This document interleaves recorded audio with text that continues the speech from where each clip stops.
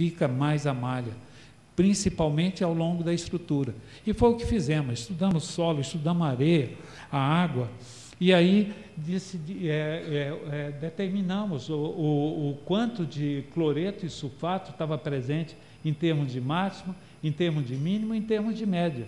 Aqui o teor de cloreto e a salinidade total do Mar do Norte comparado com o litoral peruano aqui embaixo. Se vê que a concentração do mar peruano é muito grande.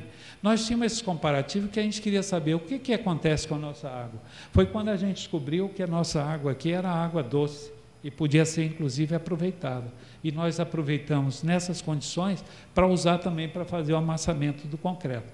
Mas principalmente, nós definimos o tipo de cimento. Caiu numa coluna aqui em que esses IP, PM, são cimentos adicionados, são cimentos pozolânicos, do tipo pozolânico, que seria o nosso CP4. Cai muito bem dentro do CP4. A maioria dos CP4s brasileiros, não só o CP4-32RS, ele cai nessa coluna, e os CP4, as maiorias são com boa pozolana, tem pouca ou nenhuma adição de calcário, que isso é muito bom, e ele normalmente neutraliza muito bem a ação de sulfato. Muito embora, obra a gente tem que fazer o seguinte: eu caracterizo, eu ensaio, comprovo. Se o construtor vai decidir pelo cimento pozolânico A, B ou C, eu quero ensaiar A, B e C. E se os três passam, muito bem, aí ele escolhe, faz a conta dele mais econômica, faz a engenharia de valores, se ele quiser. Mas eu faço a parte técnica primeiro, porque eu estou garantindo para ele o que ele quer como objetivo final para assinar esse contrato de 100 anos. Então, esse é um primeiro ponto, né? E aí tem, quando se classifica, né, você tem toda essa condição já, vamos dizer, confirmada, tá aqui, deu como moderada a condição, né, em relação ao sulfato. Aqui há uma consideração em um outro tipo de argumento feito pelas normas peruanas, que normalmente quase que fica uma repetição. Vocês vão ver, tem algumas coisas que são repetidas, porque as normas peruanas têm muito das normas americanas, muito. Aqui eu comparei também com a ACI, né? É bom a gente ter em mente, aqui está o ACI 318, a gente tem em mente tudo, norma brasileira, se lá, e no Peru eles não aceitavam a norma brasileira, eu não fiz comparativo, mas eu vi que ele encaixava também para o mesmo tipo, lógico, nós temos muita similaridade com esses procedimentos, e o sulfato ele caiu aqui como moderado, do mesmo jeito pelo ACI 318, aqui ACI 201, né? E aqui a classe 1 de exposição, caracterizou a mesma quantidade de sulfato, então ele dá como moderado, indica o cimento aqui, o tipo 2 ou equivalente, e na nota, que na apresentação, depois se vocês tiverem cópia, vocês vão ver com mais nitidez, é um cimento tipo 2, é um cimento de baixa geração de calor, é um cimento assim, e normalmente baixa geração de calor estão adicionados. E normalmente, pela sua composição e pelo seu C3A, que também é importante que o C3A seja limitado, eu não comentei ainda de C3A, mas vamos comentar rapidamente para frente, um C3A limitado em 8% é muito importante. E o professor Vasquez, na Espanha, ele fala que para durabilidade, um conceito que ele considera importante é que o C3A do clinker, ele não seja elevado, ele seja limitado em 8%, e que o C3A do clinker dividido pelo SO3 do cimento, ele no máximo, ele seja igual a 3. Isso dá mais ou menos um SO3 do cimento em torno de 2,6. Bom, e aí vai. Fizemos também um comparativo com a norma europeia. Na apresentação, depois vocês vão ter isso com mais clareza, tá? Porque eles têm tudo aí bem... daqui eu não enxergo, talvez vocês não estão enxergando muito bem. Mas essa condição, a condição mais forte para o túnel seria essa daqui. Aqui é a condição mais moderada, média, né? Severa ou elevada, aqui alta e aqui moderada. E aqui sem problema, seria esse julgamento da norma. Ou seja, elas foram muito convergentes, deram a situação desse túnel como moderada. Antes de passar para o slide da frente, daí sai ainda tem uma consideração que muitas estimativas de vida útil são feitas em base à penetração de CO2. Então, essas considerações são feitas também. Mas o mais importante é que daqui para diante, o projetista já teve condições de saber que era moderado e ele fez as determinações dele, o que ele achava que ele deveria colocar na estrutura. Não só em termos de FCK, o cobrimento mínimo, ele adotou para todo o túnel 60 milímetros. Apesar de que cloreto deu nada. O cloreto não tinha presença de cloreto. Eu acho que eu até resumi, deixa eu ver se está mais adiante aqui. Aqui. Ó, o resumo que a gente chegou nessa consideração da agressividade desse túnel, que ia ficar então submerso, mas com a manta de cura, corrosão por cloreto não apresentava. Corrosão por carbonatação, sim. Carbonatação é um problema em Lima, inclusive talvez seja o maior de todos. Um cinturão de monóxido de carbono cobre também aquela cidade, né? E o ataque por sulfatos, que eu estava mostrando em todas as normas, com agressividade moderada, né? E aqui nesse gráfico, eu estou colocando aqui justamente a questão da etringita, que eu estava comentando que a etringita tardia é uma coisa que preocupa. E a etringita, ela tem essa mesma formação, ela é característica, ela também ela ocorre na primária. Mas a primária, ela ocorre numa fase em que o concreto é plástico, o concreto se deforma e as expansões são absorvidas. E depois ela acontece com o gesso que é colocado para você retardar a pega inicial do cimento. Aí depois ela se rompe, e quando ela se rompe, ela encontra já muita diluição, o suficiente para que ela se dissipe, vamos dizer, ela não tem como fazer nenhum efeito.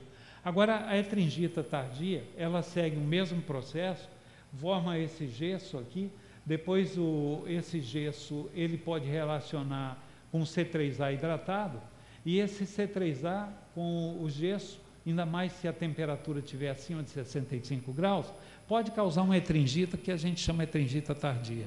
Hoje, você faz uma lâmina e a gente consegue, a BCP inclusive está craque nessa determinação. Você consegue fazer uma lâmina com um microscópio de alta resolução ou mesmo por varredura, você descobre exatamente os produtos que são neoformados. Um concreto, se ele apresenta produtos neoformados, que são depósitos que podem estar na forma de um pulverulento dentro de um poro, ele pode significar duas coisas, ou etringita tardia, ou pode significar reatividade a álcali agregado. Então, esses ensaios permitem muito bem a gente tirar com muita propriedade essa conclusão. E as adições de natureza pozolânica, no Brasil a gente tem pozolanas calcinadas, temos fly ash no sul do Brasil, em Candiota, por exemplo, em Tubarão. Nós temos também metacaulim, nós temos sílica ativa, que são produtos que têm essa natureza e com capacidade de remover um pouco da concentração do CO2. Como eu já comentei antes, reduzir a permeabilidade e diluir o C3A. E as reações, eu coloquei aqui, mas eu sei que a maioria domina muito bem. Isso aqui é a reação típica do cimento comum. O cimento comum, né, para os silicatos e a água, a reação final dos silicatos de cálcio hidratado e uma liberação de hidróxido de cálcio. Quando você tem a pozolana, o cimento faz o mesmo procedimento, mas se você tem uma adição, ele atua exatamente no hidróxido de cálcio para formar novos componentes. E isso é que dá o refinamento dos poros e dá resistência final melhor com o tempo, né? Além da pozolana também diminuir o calor de hidratação gerado, né? Porque ela gera muito menos calor de hidratação. Bom, agora recentemente eu estava como eu estava comentando, nós estávamos nos Andes, ao lado do lago Titicaca, numa cidade que chama Puno e Juliaca, são 2 cidades peruanas nessa cota, em que, na mais alto, onde você tem cota 5.800, cai neve. Então, a preocupação era um pouco diferente, mas muito embora a norma que a gente segue lá para cima é uma norma nova, uma norma canadense, em que ela classifica os tipos de agressividade, mas ela coloca 2 deles que tem, que tem um ciclo aqui, por exemplo, de congelamento, né? O mais simples seria um ambiente sujeito à corrosão, em que a proteção da armadura é necessária, né? Então, a condição que se estabelece o porcentagem já incorporado tem uma nomenclatura que está na apresentação seguinte, vai 1 ou 2. O C2, que não requer o C1, mas está sujeito a ciclo de congelamento. O C1, com condições de trabalho saturada. E depois, condição seca e não sujeita a ciclo de congelamento, quando você também não requer C1. Podia ser até um concreto simples, sem armadura. São conceitos da norma canadense. Essa norma que está citada aqui, ó, tá? É uma norma que ela é bem atual, é uma norma interessante. Ela também coloca os teores de ar incorporado. Quando eu coloco, a gente passa para o Brasil, por exemplo, a condição brasileira, a condição de ar incorporada ao concreto, se a gente for usar esse aditivo, ela tem que ser trabalhada sempre nos valores mínimos, e eu diria até que, pela minha experiência, eu trabalho com 1% a menos. Isso significa, por exemplo, um agregado que é muito comum trabalhar, 20 milímetros, eu gosto de trabalhar com 4 mais ou menos meio, 4 mais ou menos 1. Porque nós não temos essa necessidade tanto de neutralizar problemas de gelo e degelo, lógico. E nós precisamos mais para trabalhabilidade e para impermeabilizar um pouco, né? Você criar uma tensão superficial na rede capilar. E ajuda muito, principalmente quando se utiliza areias artificiais com excesso de material fino. O mesoclima é algo que a gente tem feito aqui ultimamente, é medir o mesoclima em cada lugar que a gente tem uma estrutura importante. Quando eu mostrei aquela ponte Nigali, tinha uma linha pontilhada em vermelho, assim, no trecho do vão central. Aquilo nós marcamos as coordenadas daquela região e nós, com o barco, fizemos o mesoclima daquela região, que mais ou menos é algo assim. A gente tem um programa, que é um software, software 11, em que eu posso colocar as coordenadas do ponto da região que eu estiver trabalhando, ou querendo avaliar o que vai acontecer em termos de projeto, e com a ajuda de anemômetro, sensor de umidade, medidor de umidade relativa do ar e vento, eu consigo fazer o seguinte, aqui eu vou mostrar o que nós fizemos para o túnel Gambetta. A gente consegue definir melhor como proteger a estrutura, em termos de você fazer uma cura e uma proteção do concreto, e o túnel é isso aqui, e basicamente algo assim. Nós elegemos o perímetro do estudo, o túnel foi projetado assim, são 880 metros de túnel aqui, um túnel, um cut and cover, né, um negócio desse tipo, e também havia um pátio de pré-moldado para ser construídas as peças pré-moldadas aqui em cima.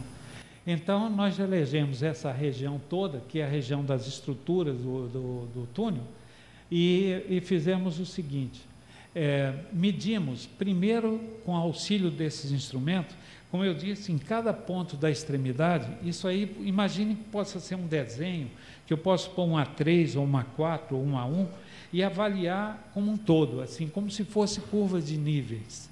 E com isso a gente determina como se distribui a temperatura nessa região. Em zona de deserto é muito interessante, porque as temperaturas se distribuem e surpreendem a gente. Nos Andes, por exemplo, quando você está numa cota 3.500, é uma coisa.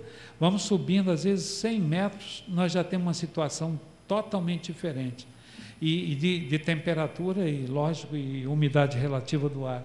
E isso também a gente tira muito proveito dessas coisas em situações específicas.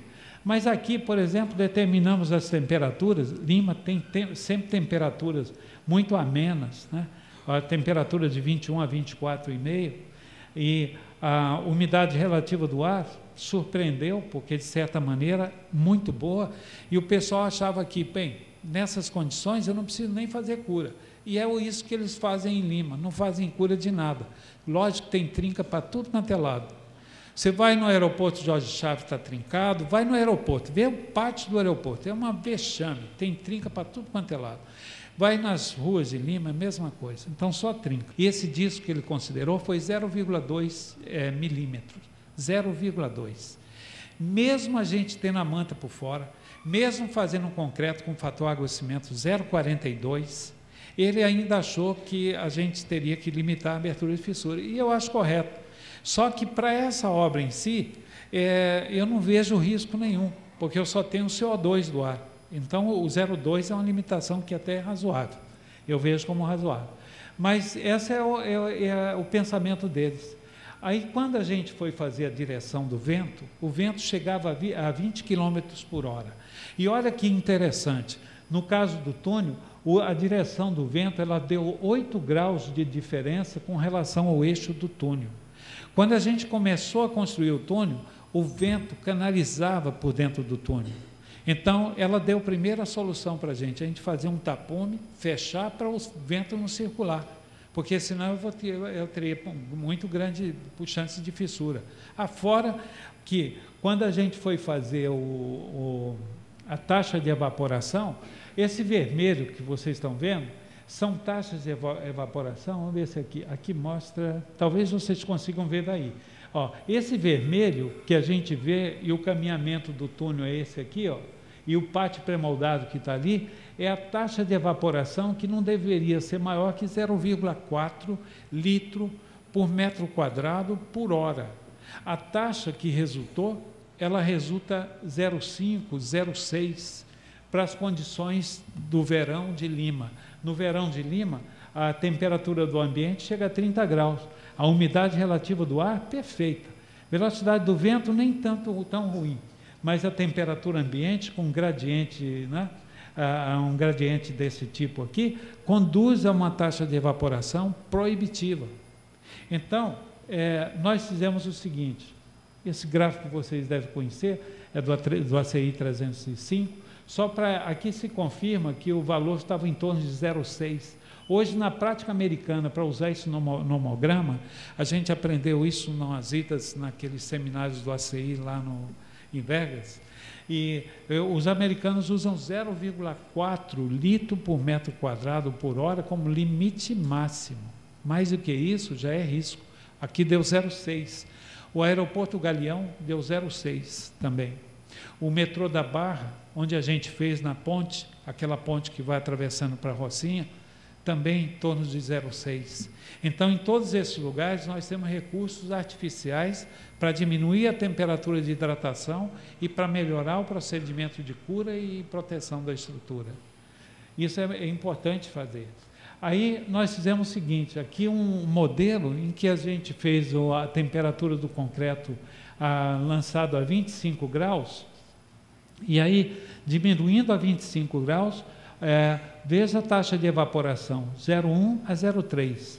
E aqui uma confirmação, um resumo, só mostrando para as mesmas velocidades críticas de vento, ó, 14, 7, 20, e com as temperaturas reinantes em Lima, nós baixamos a temperatura do concreto para 25. A taxa de evaporação baixou. Isso, em resumo, o que fizemos então? Fomos na central de concreto, utilizamos água gelada, baixamos a água para a temperatura de 8 graus e usamos gelo em escama para completar parte da água de amassamento e baixamos a temperatura. Como a obra trabalhava em 2 turnos, descobrimos também qual era o pico térmico. Como a maioria das cidades, aqui no Rio não é diferente, entre meio-dia e 3 horas da tarde é a parte mais crítica. Então a gente evitava concretar nessa época, nessa fase. E fazemos até verdadeiras tabelas para mostrar em que condições você pode concretar, de temperatura ambiente e de velocidade de vento e umidade relativa do ar. E se for necessário, eu tinha comentado que em Abu Dhabi nós trabalhamos um túnel, que é um túnel vertical, para um túnel de saneamento vertical, praticamente escavado em sal. Mas ele tinha um sistema de impermeabilização também. E o concreto para 100 anos também, durabilidade, 75, 100 anos. E só que nessa profundidade, fora, umidade relativa do ar, 12%. Temperatura do ar, 55 graus. Então, qual foi a solução muito fácil e boa para fazer lá? Mostrei para o pessoal. Era a gente colocar vaporizadores na boca do túnel, aqui, e em várias alturas, vaporizando para dentro, e o vapor, quando encontrava com o ar quente e atingia a temperatura de bulbo, baixava a temperatura do ambiente e aumentava a umidade de 12% para 80%. E durante toda a construção, de todas as suas etapas, nós subimos com esse sistema de microclima artificial dentro da estrutura. É isso. Os blocos grandes